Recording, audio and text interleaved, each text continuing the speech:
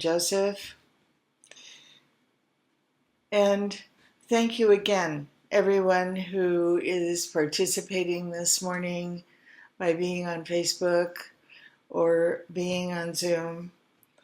I so appreciate you being here. And even though we are not in the same room, I very much feel your presence and am happy to shake things up a little bit, of course. So what we're talking about this year is new perspectives. And what we're talking about today is believe it to see it. Now, many of us grew up literally during a time when the seeing was emphasized. I don't believe anything unless I see it first. And if we didn't grow up during those times, we have grown up in the atmosphere that was created by those times, and who knows how long ago that started. Who knows how long ago we had the consciousness, the dominant thought in, kind of in the atmosphere that when I see it, I'll believe it. Show me the money.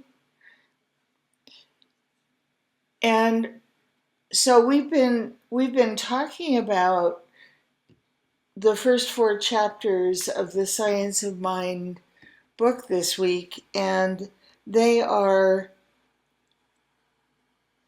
what it is, what it does, how it works, and how to use it. And the it is life itself. And we've explored some pretty controversial ideas. We've explored the awareness that okay, if there's one life and that life is all life, which must mean it's my life and it's your life and it's the life of everything as well as everyone, and that as human beings, we get to decide, we get to choose, we get to put in our order for the life it is that we want, because life can only do for us what it can do through us. Life can only do for us what it can do through us. Whether we call it life, spirit, God, George, it doesn't matter. So, believe to see. Well, this is kind of where the rubber meets the road. Because most often, I'm not going to say all the time, because I'm not with you all the time, and we aren't having conversations about what it is that you're thinking and whether or not what it is that you're thinking about the life or the changes or the positive outpicturing, the enhancements that you are calling forward in your life. But I'll tell you what, I don't have to be with you to know that what gets in the way of that outpicturing, of that experience, of that life being your life is doubt. And that doubt can be very sneaky. because we can actually insist to me or anyone else that our belief is totally in exactly the outpicturing that we have in mind. Well, that in and of itself can be an issue because what would I call this? I would call this the fine tuning of co-creation, because we're co-creating with spirit, we're co-creating with the life of all things, and the fine tuning sometimes really needs our willingness to actually prepare for the life that we are calling forward, for the experience, the change that we say we welcome. Preparing. So, how do we prepare for something that isn't yet our experience? Well, now I know some people have strong feelings about treating for stuff. There's even ministers who have strong feelings about treating for stuff, and those strong feelings are not necessarily positive, because you may have heard from someone at some time that treating for stuff is,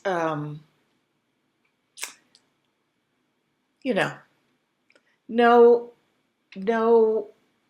real religious scientist, no person who is really into the teaching and the philosophy of the science of mind would treat for stuff, because that's just a waste of our capabilities. And to that, I say, ridiculous. It's ridiculous. There are no limitations. In the realm of all possibility, where is it written that training for stuff is outside the lines? It's not. And what some of us learned early on, depending on the teachers that we had, was that training for stuff was the first way that we actually could experience a demonstration. Because if there was a thing that we desired, needed, wanted, it doesn't have to be something that we desperately need. When I was first in taking the very first class, which at that time, and is still available as part of our teaching, was called Foundations. Now, I took Foundations that time, and I taught Foundations many times.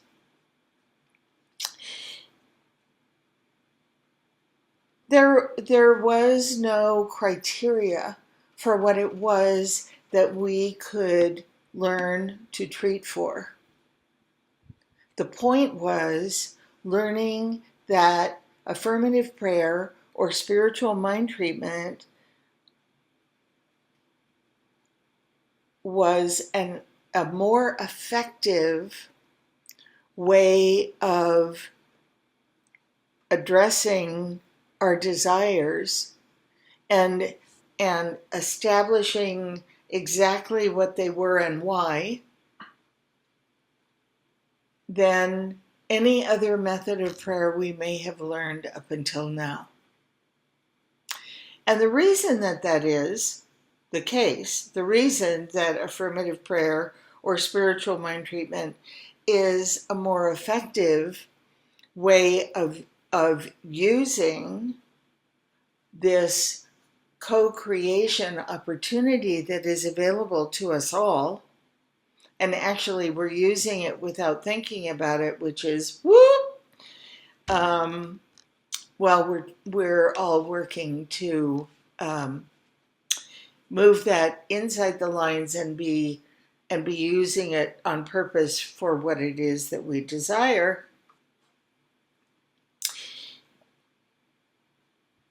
It is the most creative form of prayer because it gives us the opportunity to address what it is that we are calling forward as if it is already our experience. Now that may sound, whoops, don't leave me, that may sound like woo-woo, but it's not woo-woo. It is the truth. What? What do you mean it's the truth? I don't have that thing in my experience now. Really, I see a woman talking. Okay, yeah, it might be the regular service. Okay. Whoever is talking, can you mute yourselves, please? Thank you. That might be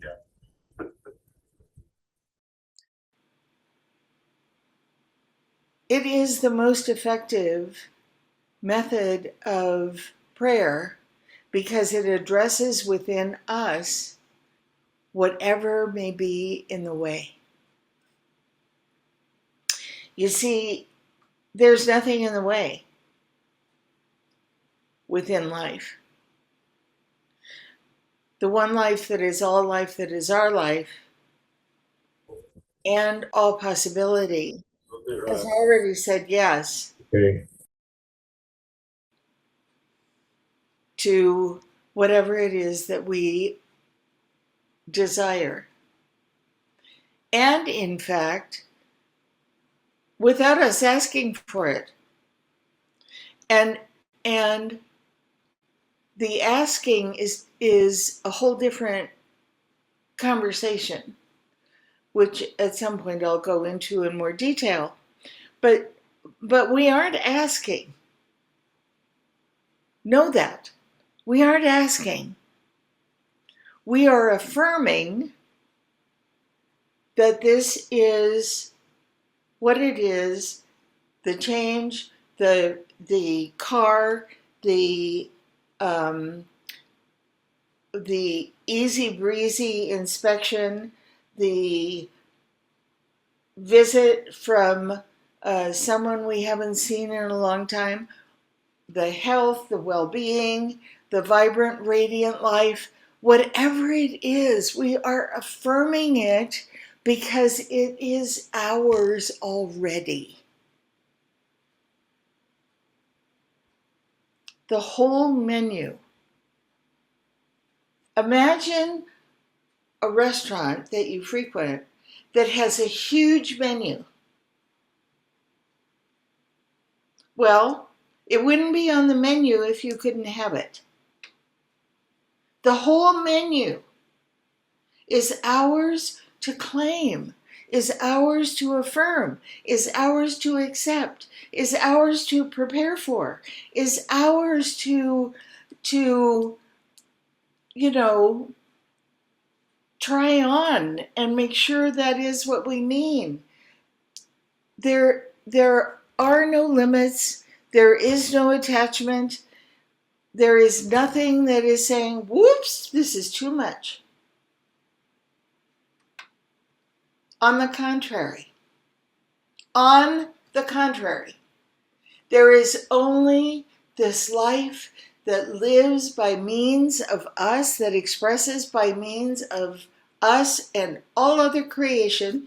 On the contrary, it's just waiting to give and to give and to give and to give until we cannot contain it. Anyone who has listened to me for a while knows that I have a favorite quote from the Bible out of Malachi. And that quote is, "Bring your offerings to my storehouse." Now don't go sideways on me. This is not about money. Just listen to the whole thing. "Bring your offerings to my storehouse, and I shall fill your life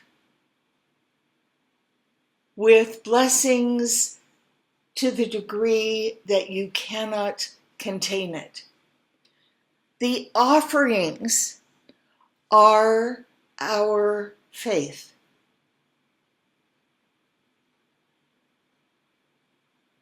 The offerings that are spoken of, I mean, sure, it can be interpreted as money. And fine, you can interpret it as money, but money is only one expression of the divine.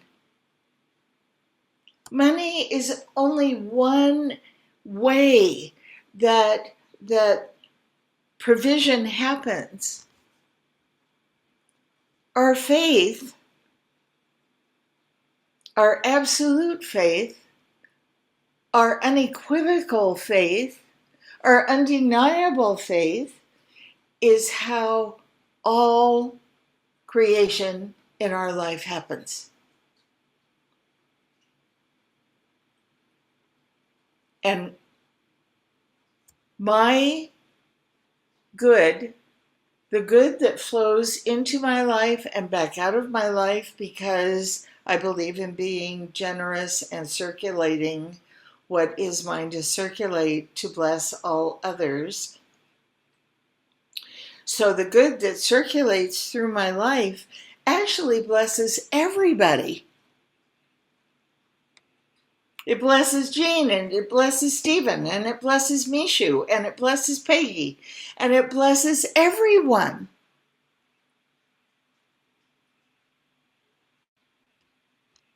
So back to seeing to believe, or believing to see. Way before Ernest Holmes, and I don't have facts and figures on this, but I would be willing to bet that every affirmative, positive community that was in touch with nature, that recognized the operation, the miraculous operation of life through its creation,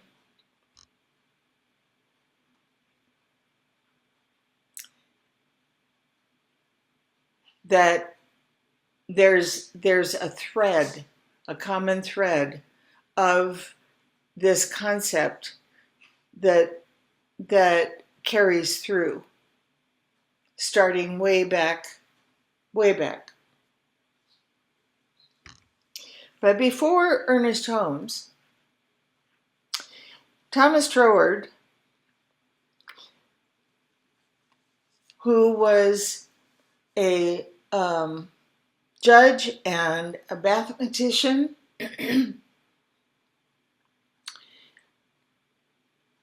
he would be speaking at these conferences to mathematicians and these conferences with judges, and he would be speaking about something called a mental equivalent.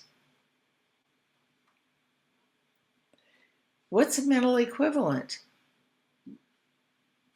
Well, if I say chocolate cupcake, does it come to mind?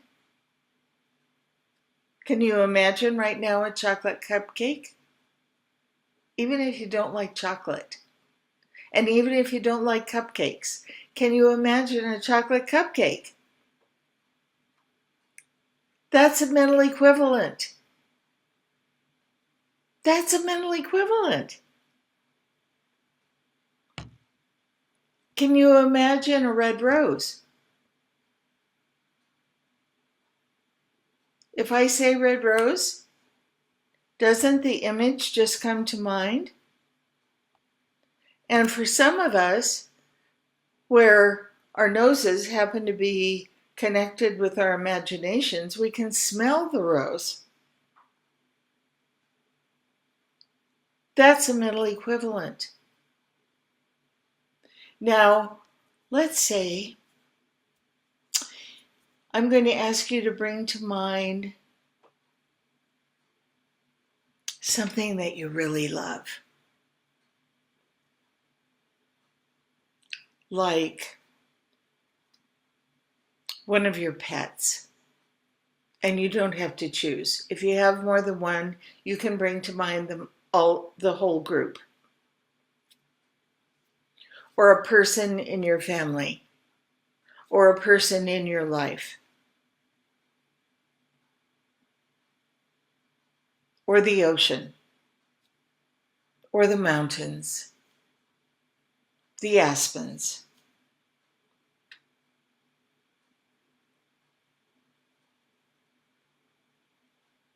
Bringing to mind something that you really love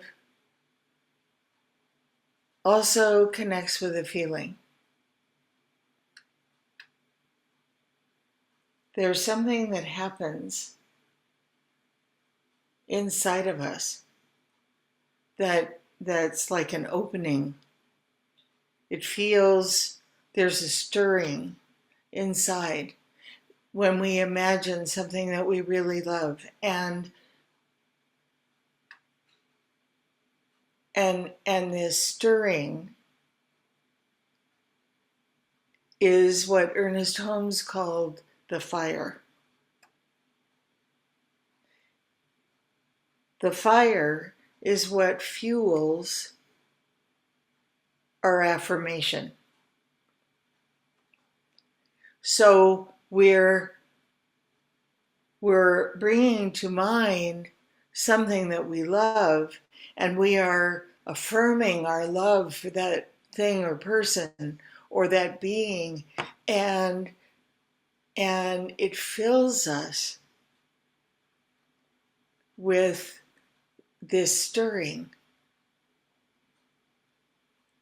That's what we're looking for when we are using spiritual mind treatment or affirmative prayer. They're just names, and they're interchangeable. That's what we're looking for, is a stirring. As we imagine this change that we are welcoming into our lives, and we imagine ourselves, we can see ourselves living that experience, getting into that car, looking at our financial picture and having it be overflowing. Whatever it is, look for that stirring as we are thinking about what it is that we desire to experience. Because then we have created the opportunity to believe it without seeing it. Then it doesn't have to actualize in order for us to know that there's nothing in the way of it being our experience. it being our reality. There's nothing in the way. You know, Stephen is looking at these inspections that are coming up next week, and gosh darn it, they happen all the time, and he would just as soon they didn't. But the real opportunity here is for Stephen to feel okay. And just know and trust that his inspection will be okay. That's the real opportunity. And he's had enough of these silly things that he knows that feeling. He knows the feeling of the inspection being done and everything being okay.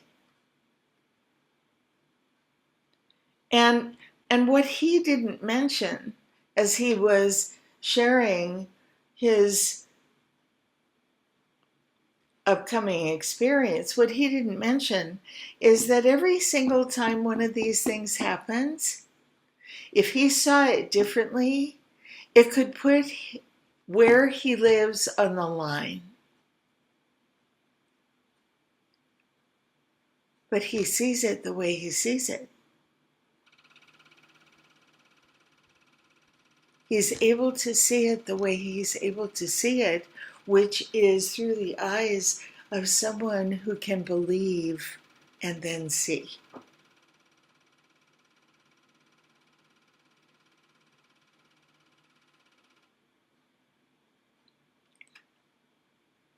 Many of us have something going on in our lives or something going on in the world. I'd say all of us, but I don't want to make any assumptions. That is concerning, troubling, difficult, challenging. But what if it wasn't? I don't mean what if it wasn't happening. I mean, what if it wasn't concerning or troubling? What if we knew that our highest good is always available?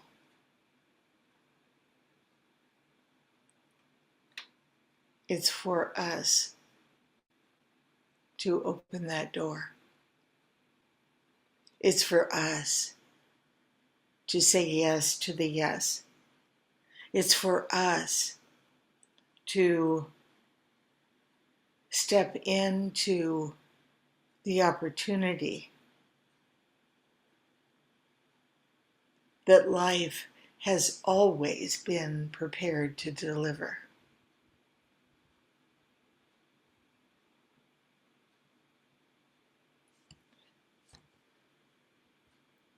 Why hasn't it been delivered before now? We'll talk about that later.